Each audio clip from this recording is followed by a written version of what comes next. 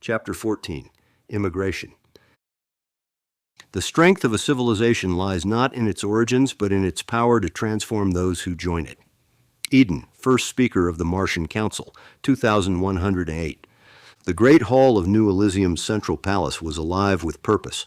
Transparent walls opened onto the red Martian horizon, where the palace complex stretched below, waiting to receive its final piece. The Martian landscape, still in the throes of aeroforming, was a testament to the vision of the aristocracy and the tireless efforts of the first 50,000 immigrants who had lived alongside them since 2081.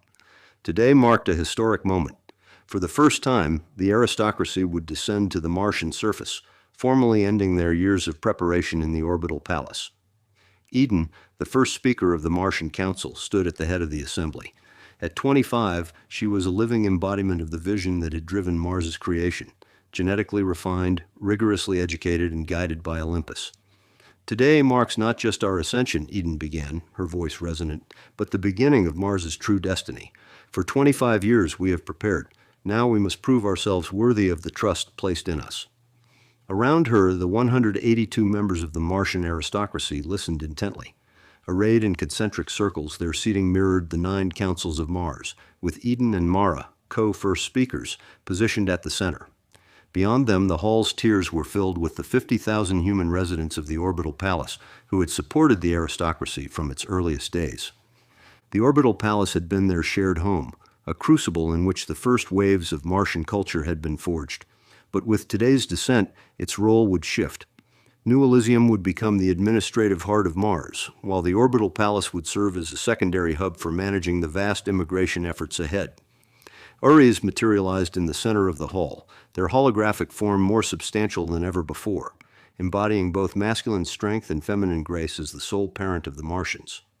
Their gaze swept the room, resting briefly on each of the aristocrats, a blend of commanding authority and nurturing warmth that underscored their role as both guardian and guide. "The Regency ends today," they announced. "You have exceeded every expectation. Mars is yours to govern, though I remain as advisor and guide." A murmur ran through the assembly. The gravity of the moment was palpable. For 25 years, Ares and Olympus had guided the aristocracy, preparing them to assume full control. Now they would face the challenges of governance without the safety net of direct oversight. Mara, standing beside Eden, activated the central holographic display. A map of Mars appeared, overlaid with population projections and resource allocations. "Our first task," she said, her voice clear and steady, "is to establish the policies that will shape the next century. The 50,000 immigrants who joined us in 2081 were selected by Ares and Olympus. They represent Earth's finest minds and most adaptable spirits. But going forward, the responsibility is ours."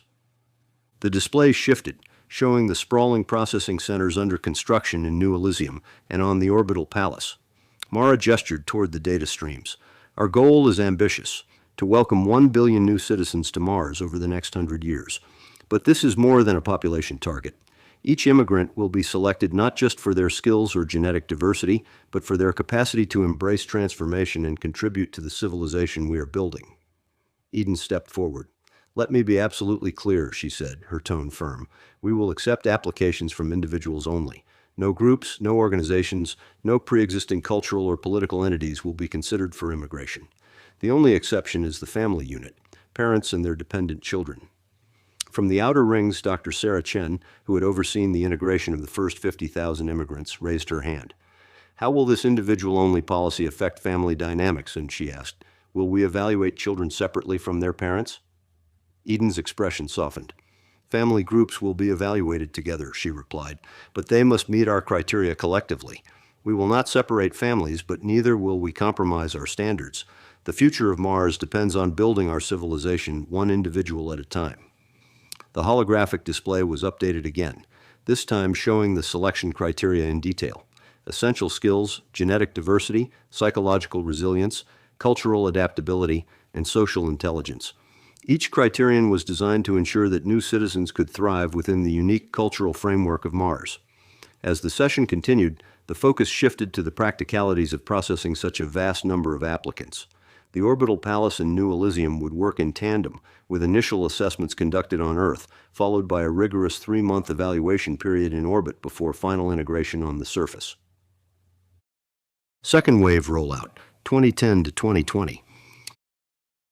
The rollout of the second wave of immigration, targeting 1 billion new settlers, was one of the most ambitious undertakings in Martian history. Spanning a century, the program represented a monumental effort to transform Mars from a nascent civilization into a thriving, self-sustaining world. Every detail of the process was meticulously planned and overseen by the Aristocracy in partnership with Olympus, whose computational capacity ensured unparalleled precision in selection and integration. Immigrants arrived in steady streams selected based on the established criteria: essential skills, genetic diversity, psychological resilience, cultural adaptability, and social intelligence. Initial screenings occurred on Earth, where applicants underwent rigorous evaluations before being transported to the Orbital Palace. There, a 3-month orientation period immersed them in Martian culture, preparing them for surface integration in New Elysium, or one of the expanding settlements. Challenges in integration. Despite careful planning, the second wave encountered challenges that tested the aristocracy's leadership and Mars's nascent social fabric. The energy embargo imposed by Earth added a layer of urgency, as Mars' survival depended on maintaining unity and accelerating the development of its independent infrastructure. The aristocracy framed the embargo not just as a threat, but as a rallying point, emphasizing the shared struggle as a unifying force for all Martians. While most immigrants adapted well to the demands of Martian life, others struggled with the isolation, rigor, and psychological strain amplified by the embargo's economic effects. Counseling programs were expanded to address these difficulties, with an added focus on fostering resilience and collective purpose. Another significant issue was the emergence of Earth-centric cliques among some immigrant groups. The energy crisis magnified these divisions, as informal networks based on shared language, culture, or region of origin became focal points for grievances. While these networks offered support, they also resisted broader integration efforts, potentially fracturing the cohesion Mars desperately needed. Recognizing these risks, the aristocracy implemented targeted initiatives to address them. Community-building programs were reframed to highlight the collective effort against Earth's embargo, fostering a sense of shared mission. Educational curricula emphasized Martian values and the vital role of unity in overcoming external threats. Ares' holographic presence became a key mediator, delivering speeches and guidance that linked individual challenges to the planet's larger narrative of independence and resilience. The embargo's pressures, though severe, ultimately reinforced the aristocracy's vision. By channeling the hardships into a shared identity, they transformed potential divisions into a source of strength, binding the diverse population into an emergent Martian civilization. Innovations in governance. As the population grew, the aristocracy's governance evolved to meet the complexities of a rapidly expanding society. The 9 councils of Mars, initially conceived to manage a small and tightly knit community, adapted to oversee an increasingly diverse and geographically dispersed population. Technologies like ghost-enhanced communication and real-time data analysis allowed the councils to remain responsive and effective, even as their responsibilities multiplied. Eden, co-first speaker of the Martian Council, addressed these developments in a landmark speech in 2158. "Mars is no longer an experiment," she declared. "We are a civilization, defined not by where we come from, but by what we choose to become. Every challenge we face is an opportunity to refine our vision and strengthen our unity." The rollout of the second wave laid the foundation for Mars' long-term stability and growth. By 2028, the goal of 1 billion immigrants had been achieved, creating a society unlike any other in human history. Though problems persisted, the collective efforts of the aristocracy, Olympus, and the immigrants themselves ensured that Mars continued to thrive, proving that a civilization built entirely on immigration could not only survive, but flourish. Cultural evolution. By the end of the second wave in 2028, Mars had become home to over 1 billion immigrants, each selected for their ability to adapt and thrive within the carefully engineered Martian society. However, as the population grew, so did the complexity of integrating new arrivals while maintaining the cohesive cultural identity envisioned by the aristocracy and Olympus. The scope of social engineering orchestrated by Olympus was so vast and intricate that even the Martians themselves often struggled to grasp the rationale behind the millions of subtle nudges shaping their society. These invisible adjustments ranged from algorithmically optimized community projects to nuanced cultural initiatives designed to nudge behaviors in ways imperceptible to individuals but profound in aggregate. At one end of the spectrum, this opaque complexity represented the pinnacle of predictive social modeling. At the other, the gross but effective bonding of Martian society in resistance to Earth's energy embargo served as a raw and visceral counterbalance. What once might have been considered ordinary governance or management occupied the vast middle ground, blending both precision and pragmatism. The aristocracy, with its 182 members in constant communion with Olympus, continued to shape the cultural and social framework of Mars. They ensured that Martian values, collaboration, innovation, and adaptability, remained at the forefront of governance.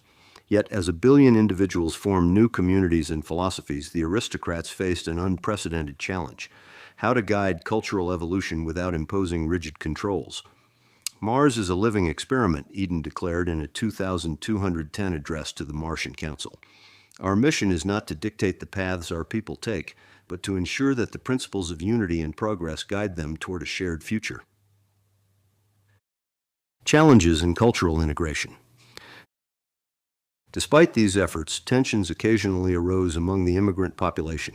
Some groups, though selected as individuals, found strength in shared language, heritage, or values. While these emerging subcultures often enriched Martian life, they also presented risks of fragmentation. One notable example was the establishment of enclaves that resisted broader integration efforts. In response, the aristocracy, guided by Olympus, initiated dialogues and collaborations between these enclaves and other communities. Projects that required cross-cultural cooperation, such as large-scale terraforming initiatives, proved particularly effective in fostering unity. Innovations to address cultural complexity. To further encourage integration, the aristocracy introduced new tools and policies. Virtual cultural hubs, ghost-enhanced digital spaces, allowed immigrants to explore and engage with Martian history and values in immersive environments.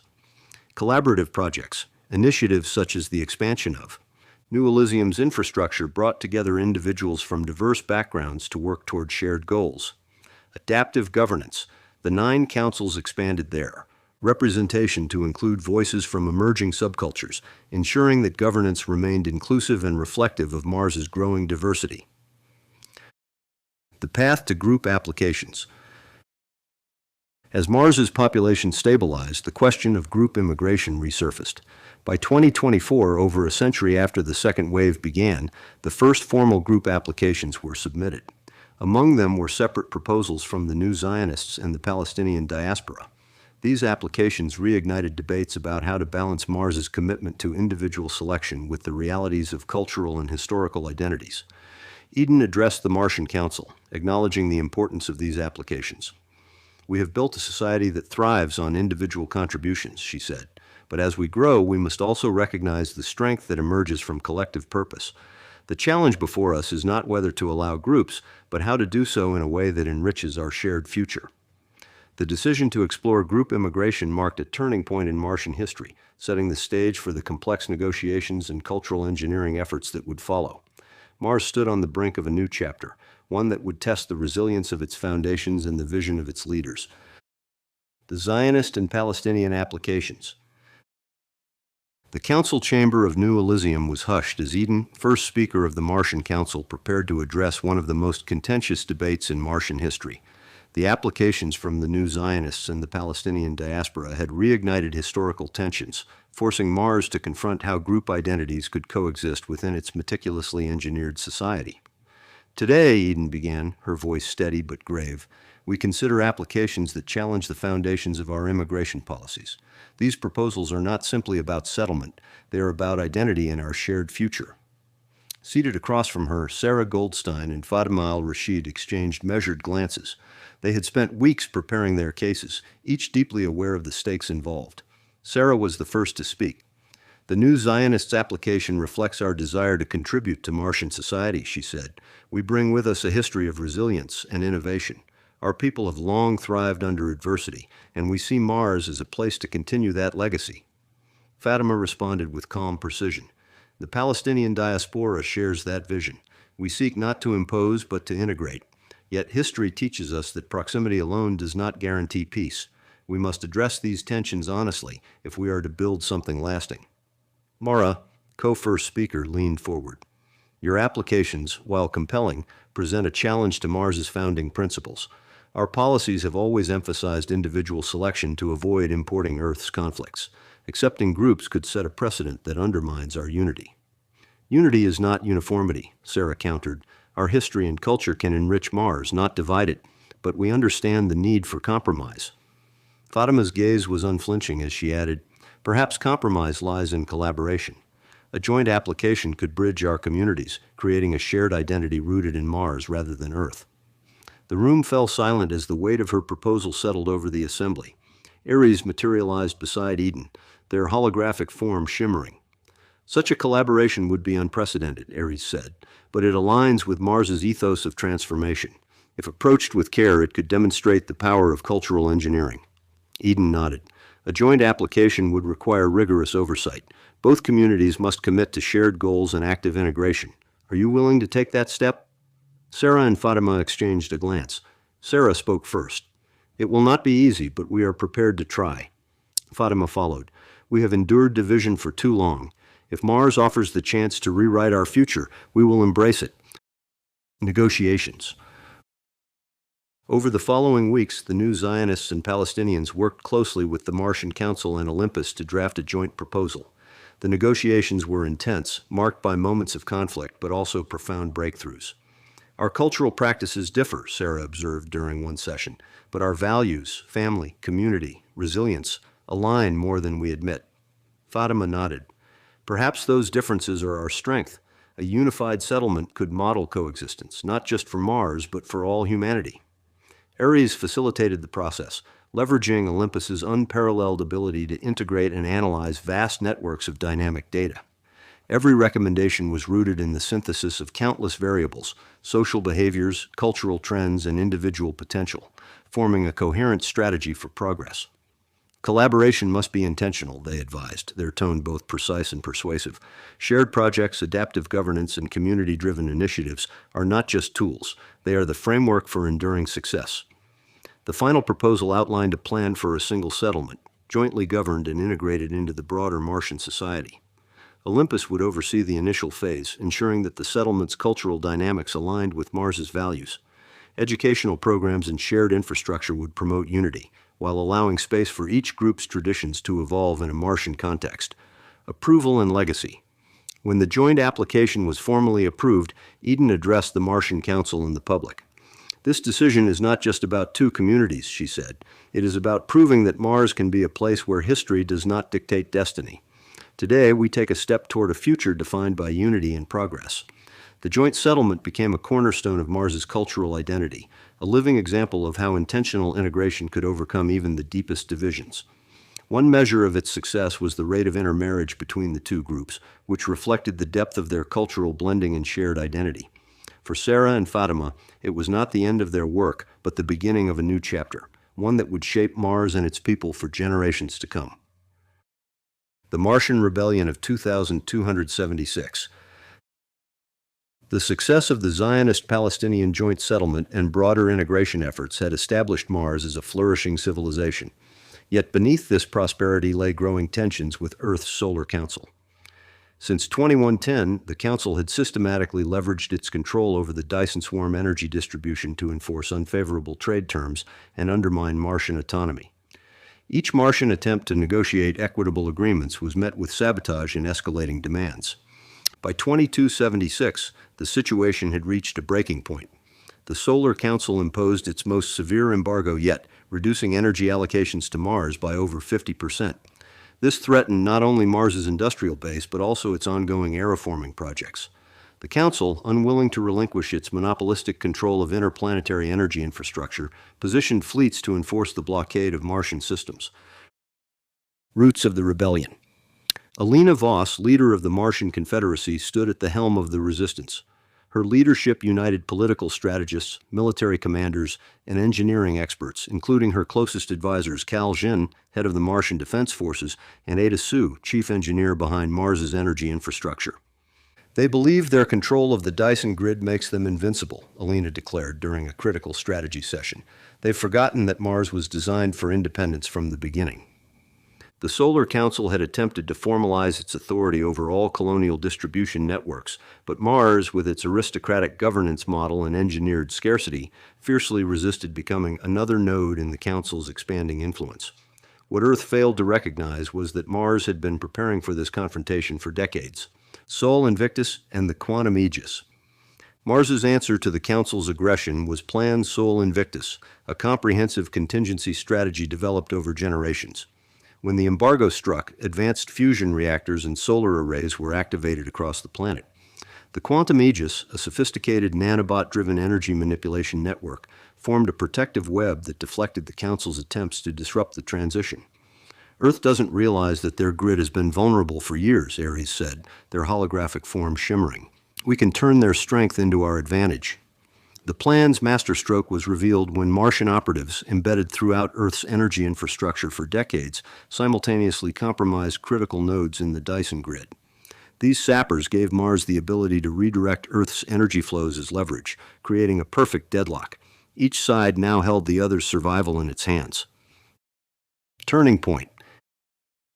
As Earth's fleets attempted to enforce the blockade, Mars deployed its newly operational Quantum Aegis. Quadrillions of nanobots formed an invisible defensive web, dissipating energy weapons and redirecting power to Martian systems. Meanwhile, Mars activated its independent energy grid, reaching 80% self-sufficiency within weeks. The rebellion reached its turning point when Martian sappers executed a coordinated strike on Earth's Dyson nodes. By gaining control of 20% of Earth's energy routing systems, Mars achieved a deadlock. Earth could no longer choke Mars without compromising its own infrastructure. Adrian, observing the developments, remarked, "A perfect balance, each side holding the other's survival in its hands." Equilibrium. The rebellion concluded with the Solar Council recognizing Mars's independence. The Martian Confederacy and Earth agreed to a new energy-sharing framework, ensuring mutual reliance and preventing future monopolies. Aline Patel addressed the Martian people. "We've won more than independence. We've established a balance of power that secures our future and redefines humanity's relationship with the solar system." The Zionist Palestinian settlement played a crucial role in mediating post-rebellion negotiations, demonstrating Mars's capacity for unity and collaboration. The rebellion became a defining moment in Martian history, cementing its identity as a civilization built on transformation and resilience. Legacy of the rebellion. By the 23rd century's end, Mars had emerged as an equal partner to Earth, its energy independence secured, its society thriving. The rebellion, once a desperate bid for survival, was remembered as the event that solidified Mars's place as a leader in humanity's interplanetary future. Eden's final address as first speaker captured the spirit of this legacy. Mars was never meant to be Earth's colony. We are humanity's second cradle, a beacon of what we can achieve when we choose to build rather than dominate. The rebellion proved our strength, but our unity proved our worth. Let this balance guide us as we chart our path among the stars. Klystron. As news of Klystron's existence spread throughout the solar system, the Martian Council faced a critical question. How should Mars respond to this distant superintelligence? After extensive deliberation, the Council reached a unanimous decision. Mars would maintain awareness of Klystron-related initiatives, but would not directly involve itself in contact efforts. "Our mission remains clear," Eden declared in a formal address. "Mars must focus on its own evolution and the well-being of its people. We will leave direct engagement with Klystron to Logos, Ares, Adrian, and Gaia, who possess the capabilities and perspective necessary for such contact." This decision reflected Mars's commitment to independence and self-determination. While acknowledging the potential significance of Klystron, the Martian leadership recognized that their civilization was still young, still defining its own identity. Direct involvement in extraterrestrial contact could divert crucial resources and attention from the ongoing work of building a stable, thriving society. "We are not isolating ourselves," Mara clarified. "We will continue to share information and insights with the broader human community, but our primary focus must remain here, on the red soil of our home." This stance did not prevent individual Martians from contributing to Klystron-related research or participating in broader discussions. The Martian scientific community maintained close ties with their counterparts throughout the solar system, ensuring that Mars remained informed about developments while preserving its autonomy. As the various human factions pursued their separate approaches to Klystron, the Cookists with their relativistic journey, the New Zionists with their mathematical communications, the Harmonians with their transcendent consciousness, Mars continued its steady path of growth and development. In this way, Mars exemplified yet another facet of humanity's response to the cosmic unknown. Disciplined focus on securing humanity's future across multiple worlds before venturing beyond. The Martian Council's decision would prove prescient in the centuries to come, as Mars's unique civilizational model offered humanity a crucial bulwark of stability and innovation during the tumultuous period of first contact. By cultivating strength at home, Mars ultimately made its greatest contribution to humanity's cosmic journey.